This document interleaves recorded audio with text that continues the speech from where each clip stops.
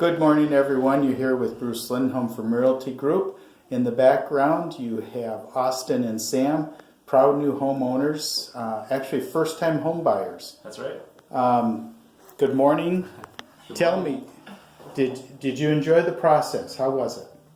We enjoyed it. It was exciting. It was a very quick adventure for us. We looked at a lot of houses and found some we liked, some we didn't, but we found the one here very quickly, and we're really happy to move in and close today. Excellent.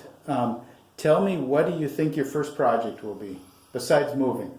I think we've got a little bit of painting ahead of us, but the house was really nice, turnkey, ready to move in, so we're pretty happy. We're happy we don't have a lot of projects just to get settled. That's the biggest project for us right away.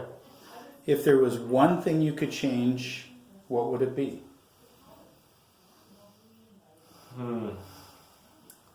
I'd probably add another stall in the garage. Okay, all right, that's good. That's it for today. We just wanted to make a quick congratulatory video for Austin and Sam.